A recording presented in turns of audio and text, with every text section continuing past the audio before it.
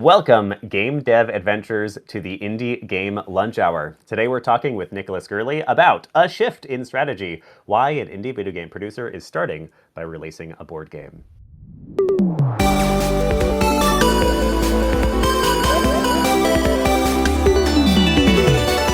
The Indie Game Lunch Hour. Indeed, Salem, vibes. All right, welcome everybody to the Indie Game Lunch Hour. In our live magical podcast, we give game developers the chance to hear stories of breaking in from industry experts, as well as directly ask them questions about their areas of expertise in the second half of each episode. As always, I'm your host, Willem Delventhal, the headmaster here at the Indie Game Academy and the self-proclaimed Wizard of Joy. And this is a mostly unedited recording of a live event we host in our Discord. We'd love to have you swing by for the next one and ask your own questions. There are links to join down below, and it's every Wednesday at 12 p.m. Eastern Time.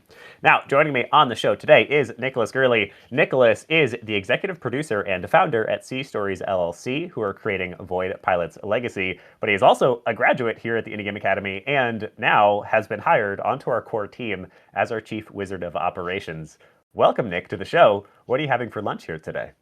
Wow. Well, first of all, I had a delicious veggie enchilada, so I'm super excited about that. Beautiful. So far, I have had coffee. Oh, that actually is delicious as well. It is delicious. I do the intermittent fasting, so I don't eat until usually noontime. And for a while it sucked, but now coffee is my blood is beautiful. I wake up and I just drink coffee and it feels great.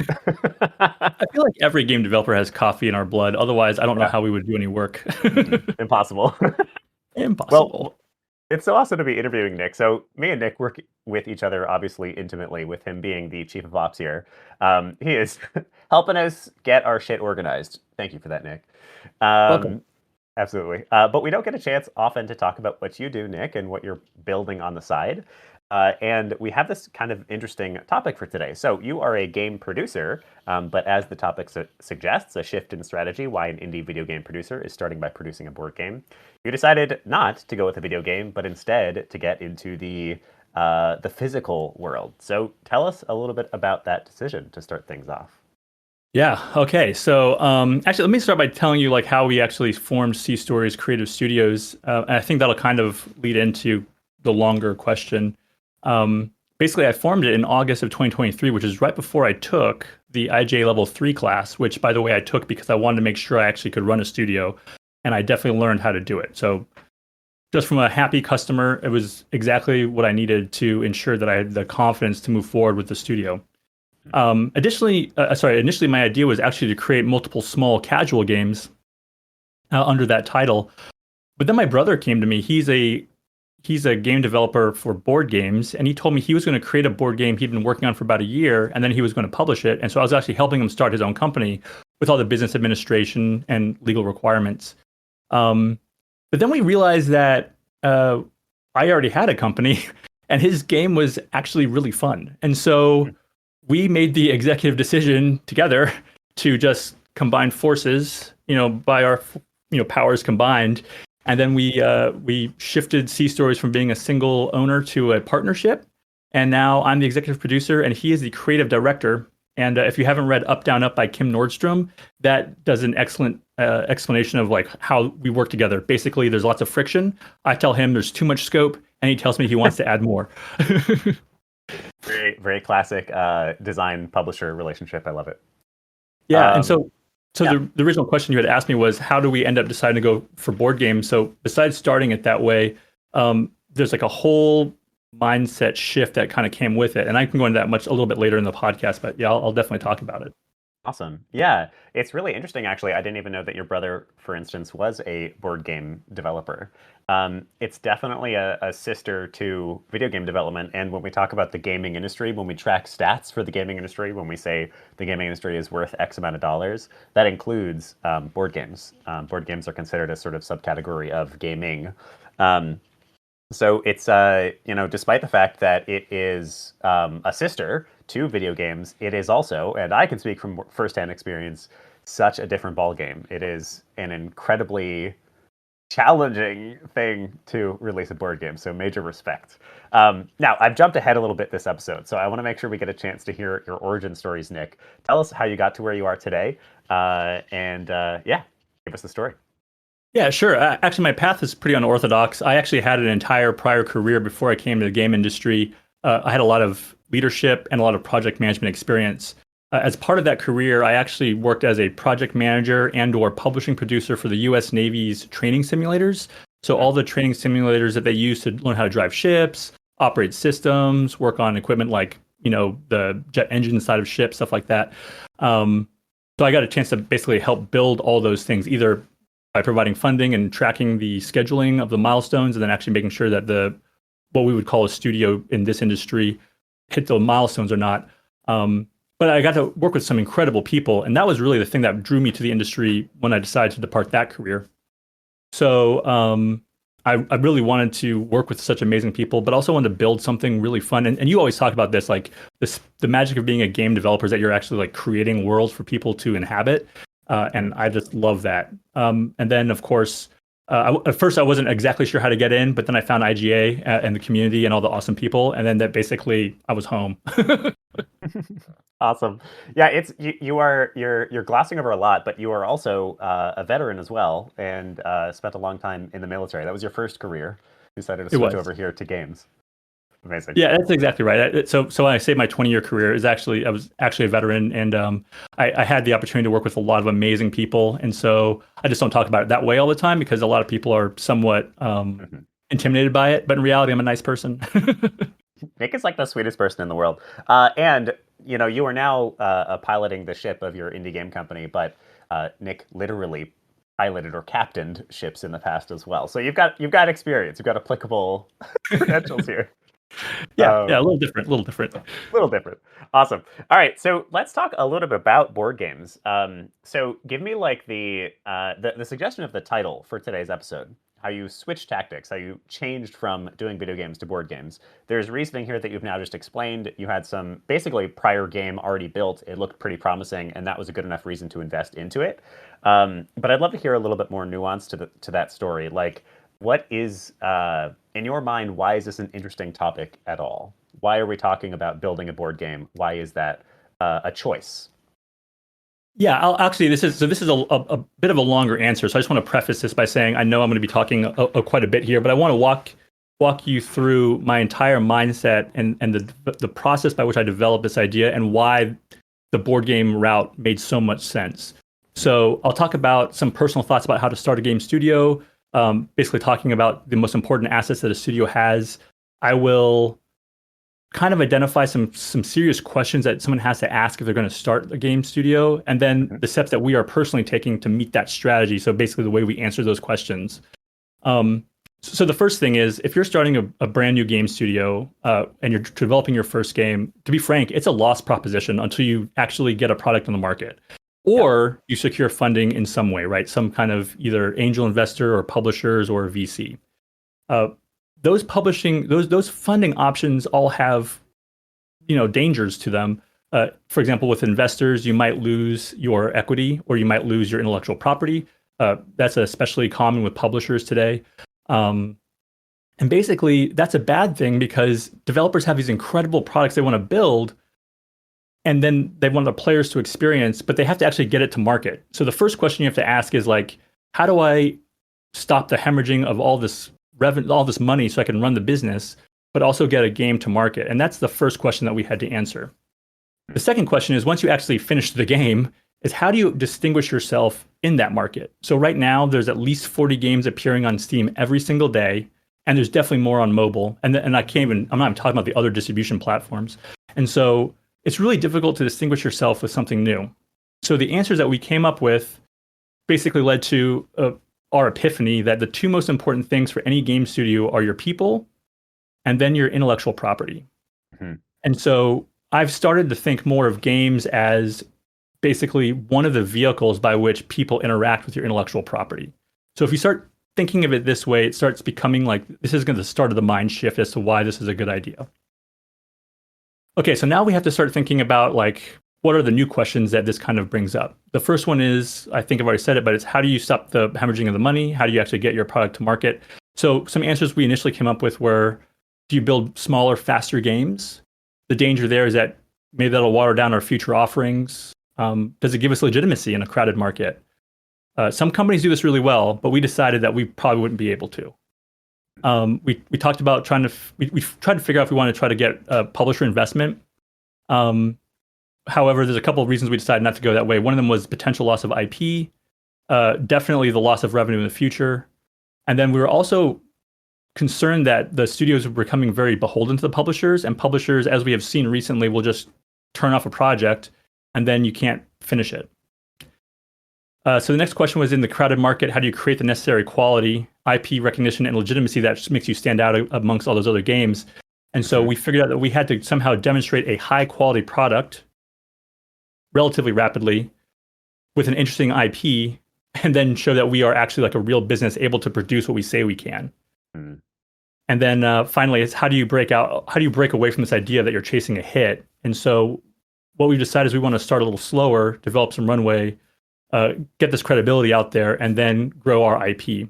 So basically, our answer to all those questions was, well, let's start with a board game, because we had something close. We had an IP that was very promising and it would not cost as much time to develop that IP into something that we were very proud of. And then, that's basically why we think this is a good option for some game studios who are trying to find ways to approach the market a little differently. Okay, now this is interesting. We're gonna do another interview. We're gonna do another interview in like 6 months after you've done distribution, after you've gotten your board game published and sent it out to a bunch of people. Because for me, at least, and for my team when we did Tailmore, that was one of the biggest challenges. Like, making a cool game, it was great, it was fun, and then once we were actually sending out those boxes, it was a whole heck of a lot of work.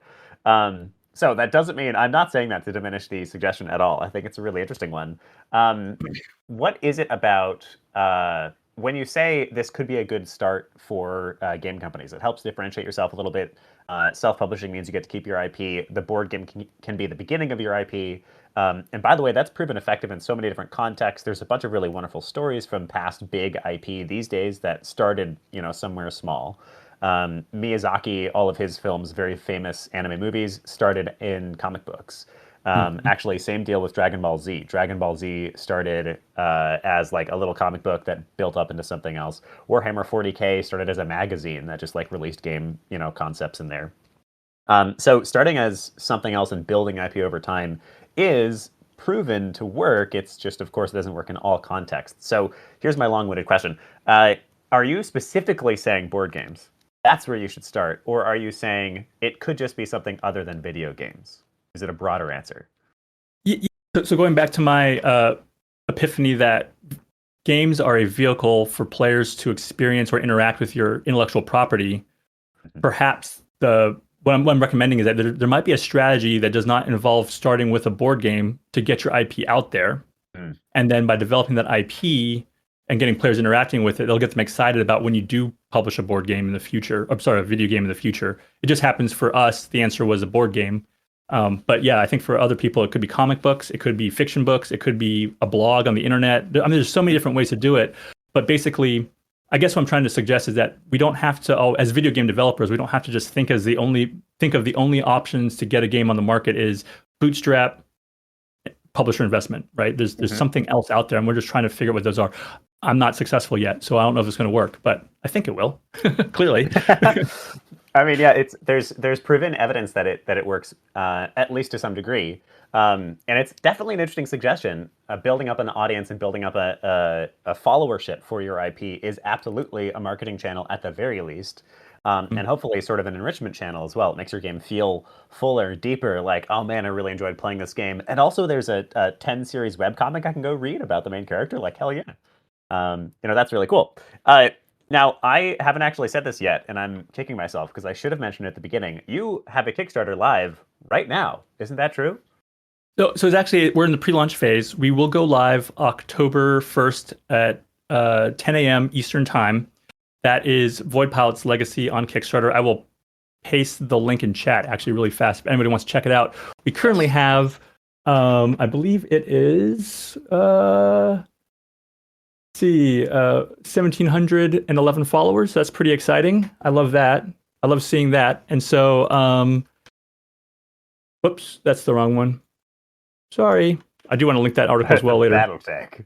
Yeah, we're going to talk Battletech in a second. But yeah, so we are really excited about this, and our Kickstarter is coming very soon. So we're really excited about it. Please follow us if you're interested in what we're doing. Yeah.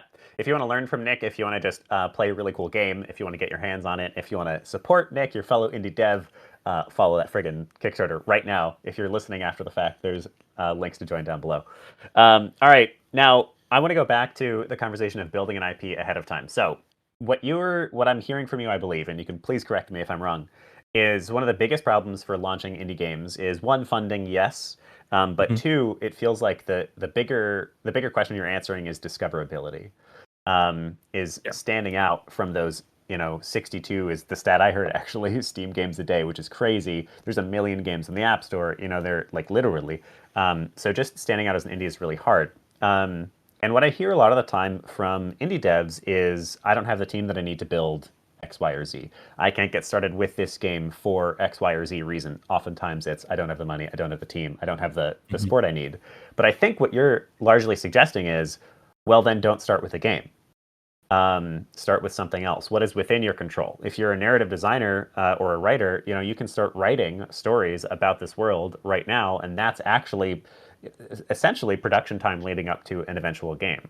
It also is potential validity for you to pull together a team as you go. It's also a longer period of time in which you can be a little bit more relaxed about it, in which you don't necessarily need funding right away. But it doesn't have to be stories either. It can be a webcomic. It can be, it can be a board game in this case. It can be basically anything that starts to create some identity for that IP. And then I think importantly, starts to build a following or an audience for that IP. Because truly, like, those are the people who buy your game. It's not randos on the internet for the most part. Yeah, does that sound about right? Yeah. What you just said is perfect. That's literally the way that I think now. Yeah, I think that's 100% accurate. And so, when you think about some of the recent indie games that have done really well, a lot of them, it's the art style is really fantastic, or the story they're telling is really fantastic. And those link back to the intellectual property. I think that if you don't have a strong intellectual property, or at least if you haven't defined your intellectual property or found the things that make it stand out, I think it's unfortunately likely that the barrier to entry for your product will be higher than what you'd like. What are some, this is a pretty cool mindset. I'm always a fan of reducing the load to get started, because people mentally make way bigger of a load than is actually true and stop themselves before ever starting because they're worried about that load. So I love this as a way to reduce how much effort it takes to get started. Quick question, what are some alternatives? What are some other ways you could potentially start building that IP? We got webcomics, board games, maybe short stories. What else might there be? Oh, I hope that chat has some great answers, because yes, please tell us, chat. Yeah, because clearly board games is my primary answer. Yeah. If we have any others, drop them in chat. What else can you start with besides board games, webcomics, short stories? I feel like you could also maybe start with actual animations if that's within your capability.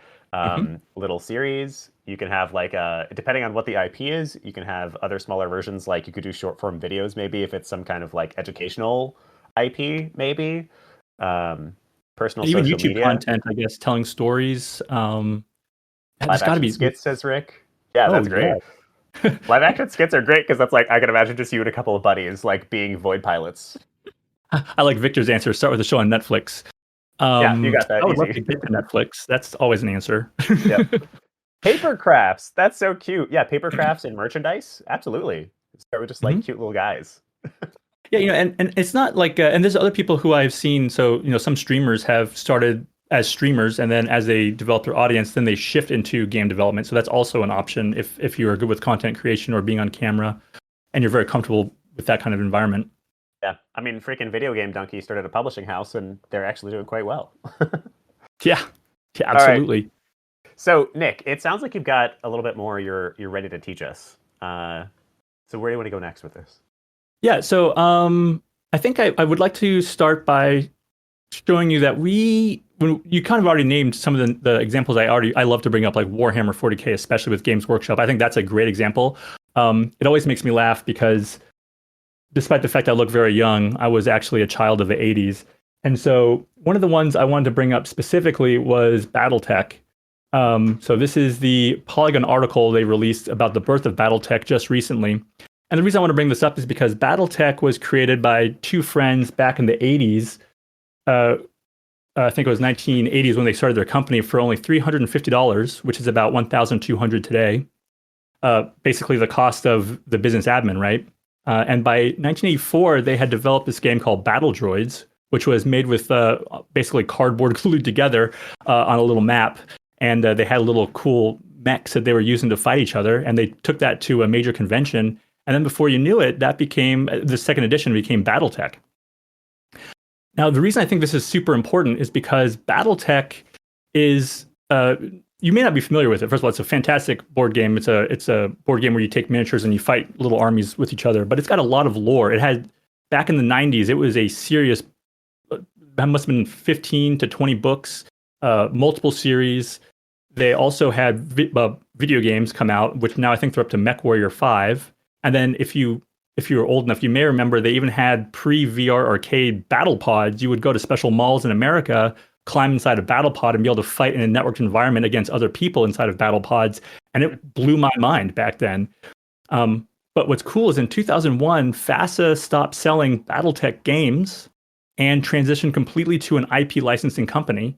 And they licensed or sold the IP for Battletech, the board game, to ended up under Topps' hands, and now it's being republished under Catalyst, who licensed it from Topps.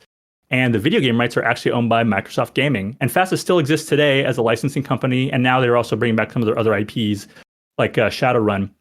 So basically, the reason I'm bringing this up is this model that we're discussing today is not unheard of. It's just one that I think some people don't look back on models and say, oh, that one actually might work today. And so that's part of why this was such an interesting idea when we were coming up with our own strategy. Yeah. There's this. So we've just recently launched the Indie Game Foundry, which is an educational incubator that we're going to be starting in January. And the whole concept there is to take people through literally starting their company. So actually founding a company, leaving with an LLC and ownership of that business, as well as launching their first game. And we did a bunch of research to, put together this program. And one of the really simple things we found is how much money indie game companies tend to make compared to how many games they have released together. And the very first game, on average, from a new indie company makes only $300, which is not a lot of money, if you didn't know. It's something. Hey, be proud of it. Absolutely, every dollar counts. But my point to bring this up is it's a really interesting mindset that I think. Resilient indie companies have, which is they know that this probably won't be a slam dunk hit. And they know that probably at best they're going to break even. Maybe they're going to make a couple of dollars for this first game, these first two games. But they also know, I think those that tend to succeed are also sort of building themselves a bedrock to continue to create upon. And they understand, if I remember that chart correctly, it's like the third or fourth game that breaks $100,000, which is when we're starting to get a little bit more serious there, right? So they know that, it might take 3 or 4 games, but then again, hey, it only takes 4 games. So I think what you're also talking about is a little bit more of a patient, resilient mindset.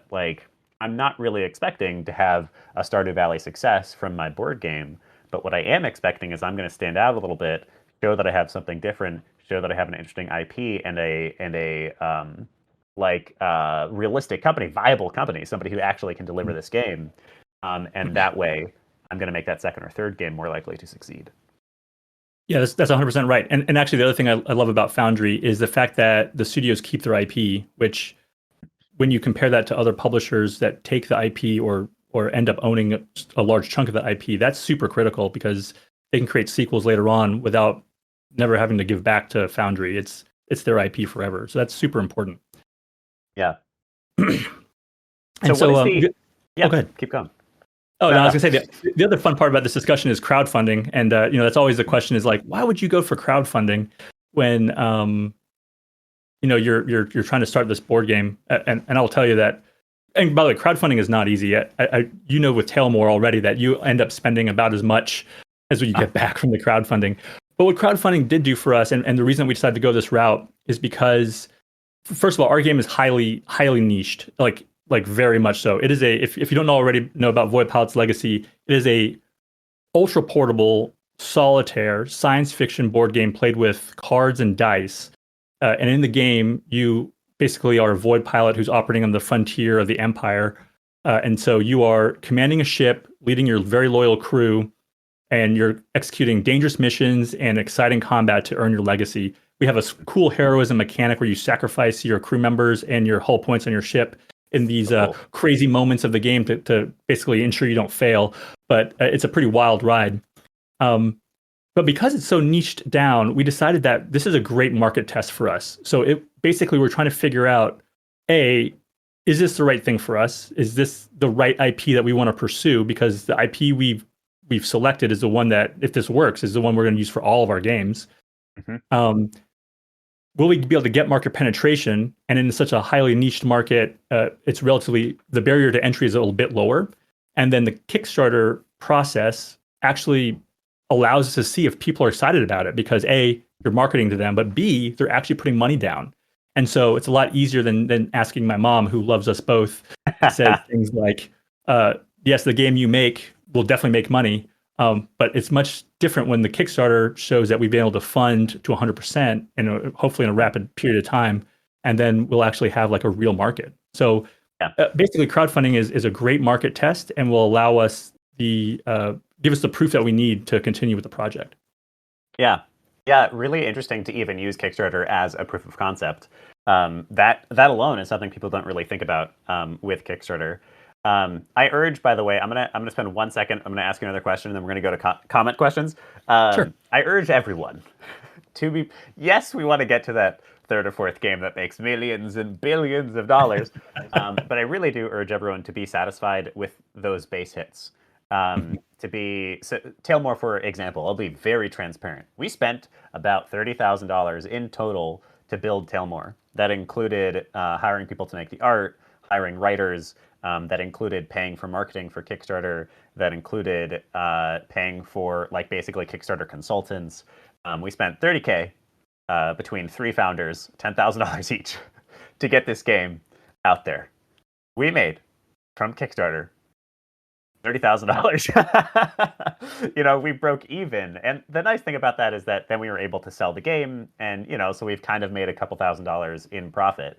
And we definitely got the game out there, which is actually, as far as it goes, that actually is above the curve. Most board games, Kickstarters fail.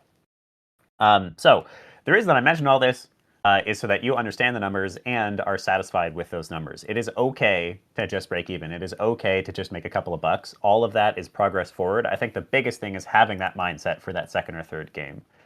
Being a little bit dissatisfied, being okay, being proud, but being a little bit dissatisfied with those numbers and pushing for the future. Here's the big question I want to ask before we move on. We've talked a lot about basically the value of setting up IP ahead of time and using that IP as a strength for future games, as a potential multiplying factor for future games. How do I know if it's the right IP? How do I identify a good IP? What even is a good IP? Tell me, Nick. Yeah, that's actually a great question. So I have my own answers to this. This is not the book answer for sure. So I will say that IP, a solid IP is something that gets your fan base excited and they want to interact with it. Yeah. You would know that you have a good IP if they want to interact it not just with the products you provide, but ones that they start creating on their own. So fan generated content, I think, is a really good indicator. Yes. Or things like if you have the ability to generate fiction or blogs or things like that where people can continue to interact with the game after the game is over, or they're excited about the next game coming along. So when we explore the IP that we are developing, so it's called the Chronicles of the Stellar Drive Empire. One of the big things we did was we've definitely spent a lot of time reworking it so that it makes a lot more sense. It's meant to be a very realistic, IP that makes sense. It's set in the future. Clearly, it's in space, right? And then, but very character driven. So the stories that come out of it are very exciting. And I'll tell you my secret for it is I don't know if anyone knows about this book, but if you study political science at all, there's a very famous book called The Landmark Thucydides. It's thousands of years old and talks about the war between Athens and Sparta. And basically, when you talk about the international relations today, we still refer back to this book. And so it's a great book about like how humans actually interact. And it's been accurate basically forever. So I have pulled up my copy and we've applied the lessons that we've learned from that against our own IP so that it actually makes sense. One thing I never want to do is have an IP that just made zero sense and people were always like, why is that happening? That makes no sense. Absolutely. Yeah, I love so there's we talk a lot about actually in IGA 3 about identifying whether or not you have a promising game concept. And that is related but not exactly the same as a promising IP. An IP is something grander actually than a promising game concept. With game concepts, any kind of user engagement is really big. So I had a personal example that I love sharing where in college I was working on this little puzzle game and I was having my roommates play it. And then I had to go to class. It was like a 2-hour class, and I came back, and one of them was still playing it. So that's a great example of like the unexpected delight that you're finding in your users. Any art, like you talked about, any fan art or just fan creations is huge, and I think that is more uniquely for IPs than it is for games. If people love what you're building so much that they want to be a part of it and are creating for it, that's huge. That's like really good signs. Even one piece of fan art is like, nice, okay, sweet. We're starting to build some kind of traction, some kind of understanding that this is cool. And then for that matter, people wanting to work with you, not just in fan art capacities, but in like more professional capacities, like, hey, can I contribute to this in any way, is also really good sign. That means that they are excited and want to give of themselves to make that thing, function. All right, it is time for, yes, do you want to respond to that at all? No, actually that's without giving away too much, I will say that we've had those exact indications. And so that's what has propelled us to this point and why we're so excited about what we're bringing to the market.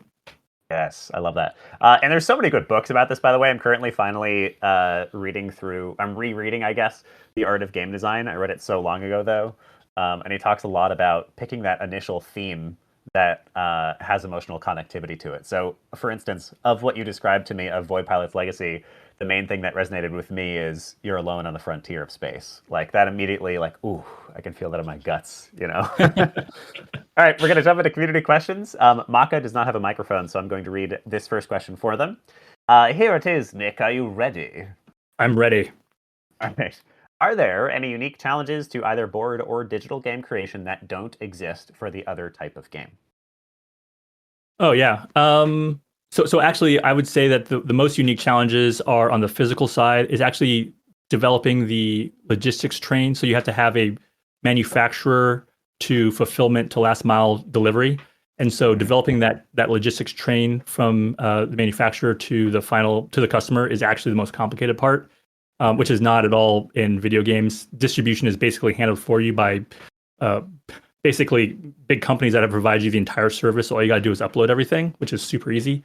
I will say that we actually have a full chain already developed. So our game is being manufactured by Longpack Games in China. And then we have shipping to the United States, and then it'll be fulfilled by Quartermaster Logistics, who's industry standard fulfillment for the games industry, and especially with crowdfunding.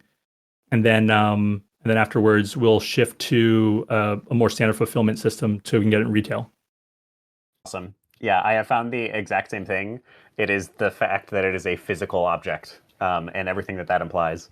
So getting proof of concept, for instance, like getting a prototype even is so much harder with a board game. I mean, obviously a like paper prototype where you are creating the pieces yourself is actually easier in board games, but then getting like a hard copy that shows you what the final production box will look like is actually a lot harder than you expect. That takes a ton of time.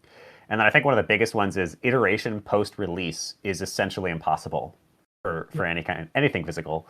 Versus a video game, you can push your build and then like 3 minutes later be like, oh no, there was a big game-breaking bug, and you can immediately fix it.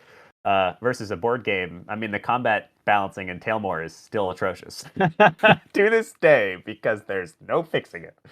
All right. Yeah, so one of the things, actually, if you'll Yeah. allow me, if you're watching this Absolutely. in real life, you'll get this, or real time, you'll see this. But whoops, that's the wrong one.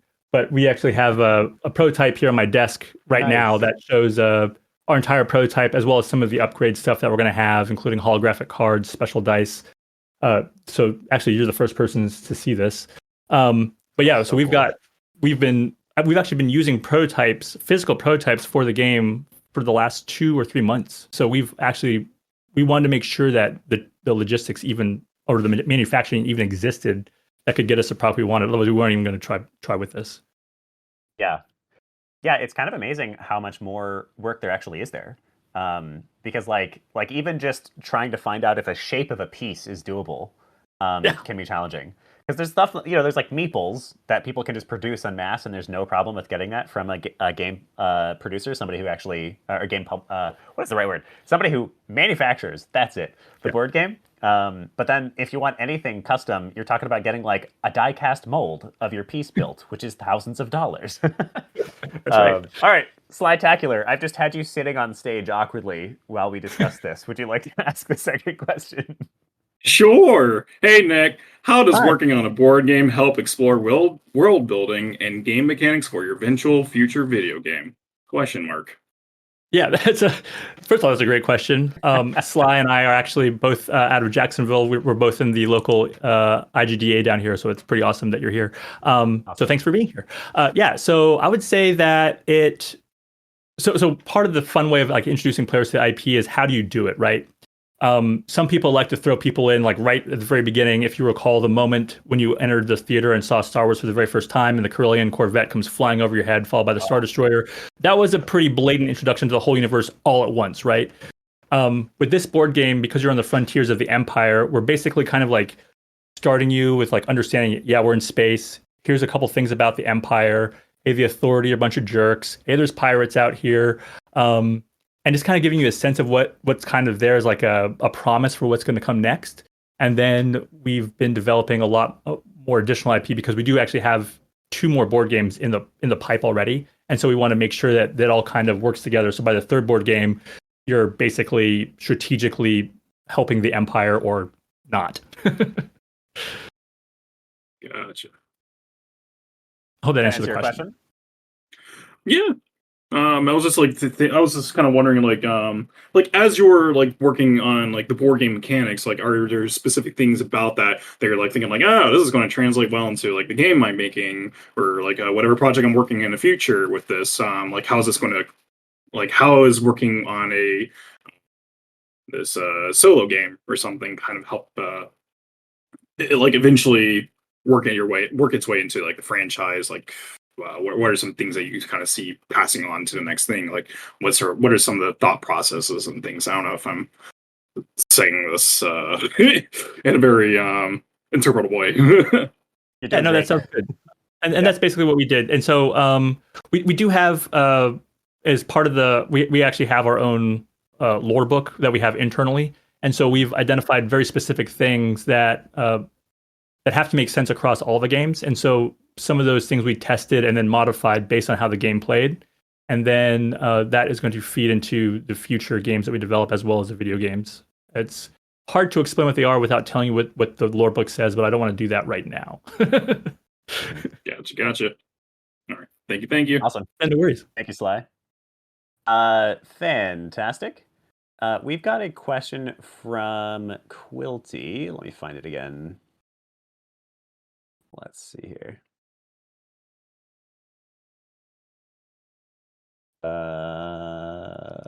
Sorry. Where'd it go? All right, we're going to ask Haley's question, and then we'll do Quilty next, because I can't actually find Quilty's question. Haley, I'm going to pull you on stage, because I'm just assuming that you want to be here. Haley's coming on the stage. Haley's coming on the stage! I know. We're doomed. Wait, where's Haley's face? Yep. Right there in the middle, at least on my screen. 2nd row. I'm not sure if it's the same on yours. Why am I having such a hard time finding? Did you change your thing? Haley has like a little hand, like right. Ah, I found it. Thank you. Oh my god. Wait, hold on. Wait. Oh, you're so quiet. Wait, hold on. Oh my god, can you hear me now? Oh, hello. Yes, it's quiet, but it's here. Oh, hold on. I'll turn you up. Wait, You're good. okay. I'm sorry. My question was like when building your first few games, if they're only statistically slated to like not make much money, like how do you maximize your success chances? Oh, just in general. Yeah, Luckily these are not our first games. I built games with the IGA program, and I would say that the very first game definitely made about the exact amount or just under what Willem thought that it would, which makes total sense. And then by starting with board games and then rolling into future games, we're hoping that we can accelerate the trend a little bit. And then part of that is the crowdfunding, using crowdfunding to prove that we have a market for the games that we're developing, if that makes sense. So basically, this is very much the producer mindset, by the way, like testing and then iterating on something very quickly. And so we know that if this game fails, then we would move to the next game, make some changes, and then push forward with that as well. And so we would be able to more rapidly figure out where we failed at and then move forward. To be frank with you, I don't think we're going to fail. So far, all of our projections look fantastic for Voidpilot's legacy. The number of followers we have has really demonstrated the desire for the audience to interact with the game and the IP. And then we're also getting a lot of, like I said before, some other really positive signs. And so I'm very excited about this launch. Does that answer the question? Awesome. Thank you, Haley. Yeah, I will echo that. It's looking great, Nick. You guys are doing fantastic. Your follower count and the growth rate of the follower count is looking really good, especially for how much it looks like you're asking for. I will sort of second that. I think in that book that I'm rereading, actually, there's that quote that I use all the time: your first 10 games are going to suck. The way that you make your next games better is you pay attention to how to do so. It's really easy to just keep releasing games. And if the intention is just that this is a hobby, that's totally fine, by the way. And sometimes it's also totally fine to release a game or two where you're like, this is just for fun. That's totally cool. But if you are trying to make money from your games, if you are trying to build up an IP, if you are trying to build up a business, I think the biggest thing is release multiple games, be okay with them not making as much money as you expected, but learn from every single one. How can this next one be better every time? And sort of like, there's the whole like plan for failure, but hope for success mindset. I think that helps as well when we're talking about actual money in the door. Can your company survive if your game totally fails? It needs to be able to be totally frank. And then if it doesn't fail, you'll be like, great, now we have extra money. Wow. All right. Quilty, we got Quilty up on stage. It was an odyssey, but we're here. Quilty, would you like to ask your question about IP? Also, welcome. Yeah. Thank you so much. And thank you so much for being here and answering our questions, Nick. So I just wanted to, earlier you were speaking sort of more orbital view about your background and your history and how you came to be making this board game. And you were talking about sort of interesting IP and how important that is, and how important developing that is. And I just wanted to nail down sort of how you went about building that, what some important milestones were, how developed was the idea when your brother came to you with it versus where did it kind of go from there, and how that process sort of looks, because you've talked a lot about IP generation, but you haven't we haven't really nailed down what that means. Does that mean really graphic design stuff? Does that mean going to a marketing team and testing a thing out and then shifting it? Can you just speak on that? I would love to hear more about it. Yeah, actually, that's a great question. So the IP, I would say, when it was first brought to the company, so when my brother first introduced it to me, was it just needed a little work. Basically, it was just enough design to make the game make sense. And so when we were discussing it, so he and I had our normal creative calls. We found ourselves getting really excited about it, and then trying to figure out how things would fit together.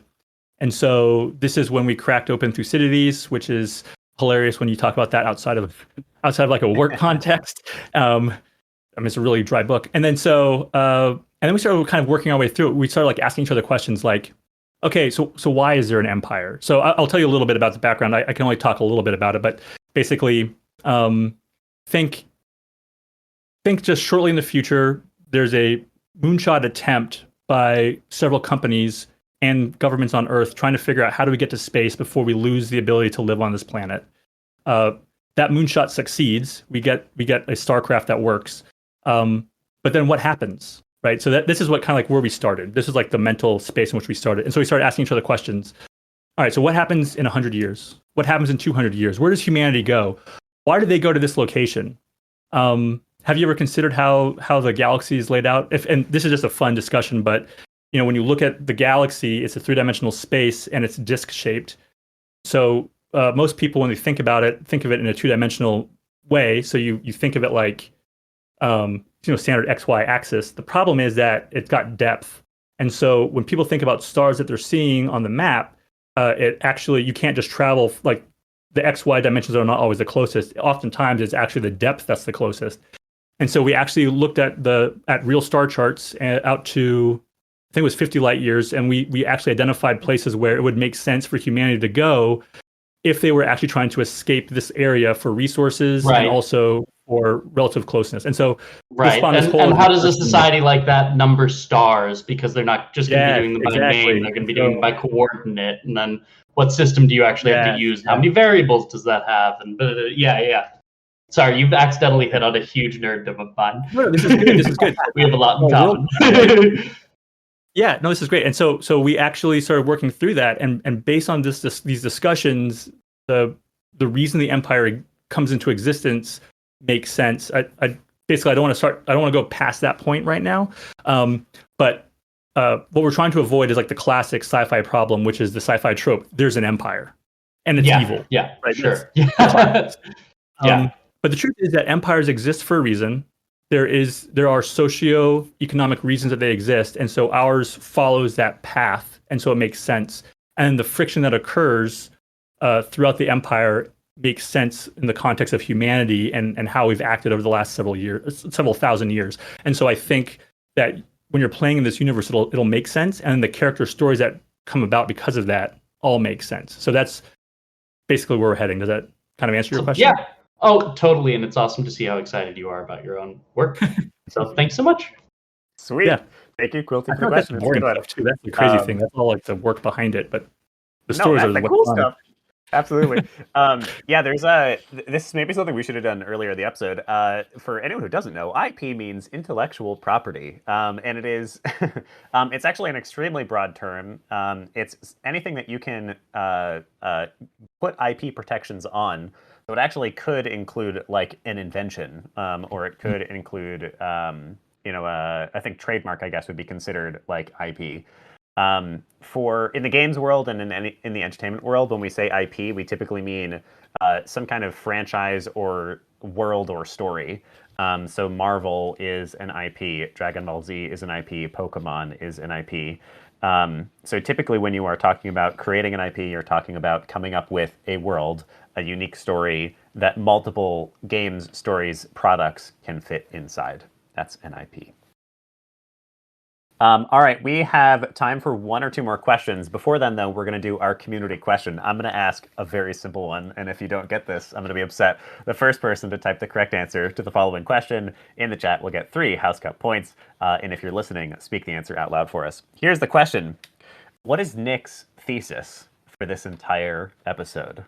What might you do differently than just releasing your first game? Type it in the chat for us. I'm seeing lots of establish your IP. I need a little bit more than that, Rick, although that is pretty much it. Be handsome. All right, Sly, thanks for that one. There we go. I'm going to give it to Nuraven, I think. Start with building your IP through a different medium. Yeah, think about your IP as a long-lived entity rather than a single game. Mostly IPs come about because a single game blew up, and so they kind of turn it into an IP. I think what Nick is really suggesting is turning that formula around to start with the IP and then happen to fit a game into it. Love it. Nuraven, let us know which house you want to give those points to. All right, Rick, we're going to get you for probably the last House Cup question. We might do one more, depending on how fast this one is. Go ahead. All right, so you decided to build a board game, but you are a video game developer. So you know how important it is to go through the playtesting cycle and get feedback from your players. What does the feedback cycle look like with your board game? Where do you go for it, and what kind of feedback do you want from it? How does it differ?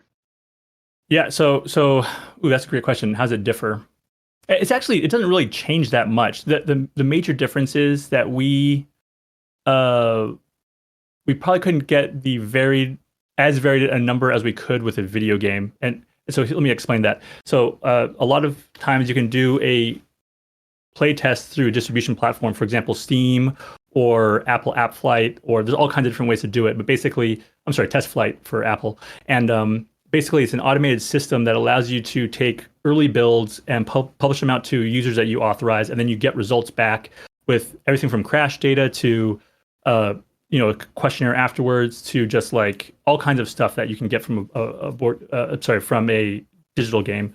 From a physical game, you have to actually go somewhere or deliver a copy of the game. And so we were limited by the number of prototypes that we had and the and ourselves, like being places we went to. So we got our play tests mostly we had a pool of play testers that we basically contracted to help us with. We also went to our FLGS, our favorite local game stores, to get play testers. I had the opportunity to play test a couple times with IGDA. And then we do have a tabletop simulator version of the game, which oftentimes is released to allow people to play test. But we did find one of the mechanics does not really go very well with the way that tabletop simulator is designed. Basically, there's a rotation mechanic in how you hold the cards in your hand.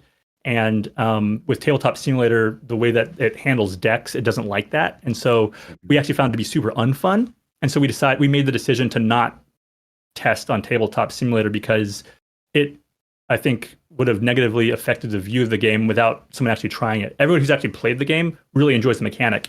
Tabletop Simulator, it's super horrible because the system just hates it. So I don't know if that answered your question, but basically it's the same. It's just that you're limited by physical proximity and physical copies. Yeah, that does mostly answer it. Thank you. Yeah, absolutely. Great. Thank you, Rick. Yeah, that's interesting. I would have, if I answered that question myself, the first thing I would have said was Tabletop Simulator, because for Tailmore, the vast majority of our playtesting was Tabletop Simulator. That's how we got literally probably 95% of our playtests in. We tried to make sure, though, that we were doing some physical playtests, but at the same time, like you're saying, it's so much harder to set up. I think your game as a solitary game was probably a little bit easier. For us, you really need like an adventuring party to really have a good time. So you need 4 or 5 or 6 people. So it was really hard to ever coordinate that in person. So we did so much of our testing through Tabletop Simulator and accepted that it was a strictly worse experience. But we figured, and I think this mostly was proven to be true, that even if it was a worse experience, if they're enjoying the worse experience, then they'll love the better experience later.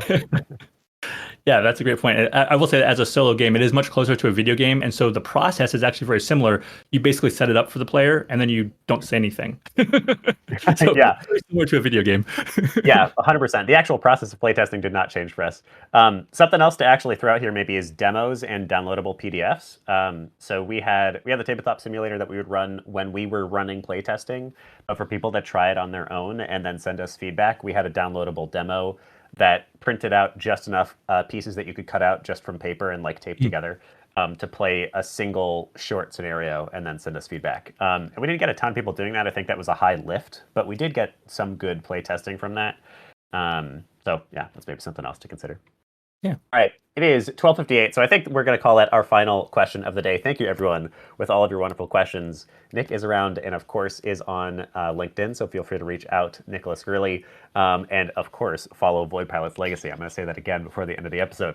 Before then, though, Nick, we always like to give a homework assignment here. So what is something that the audience can do in the next week that'll take them about an hour to practice some of what we've learned here today?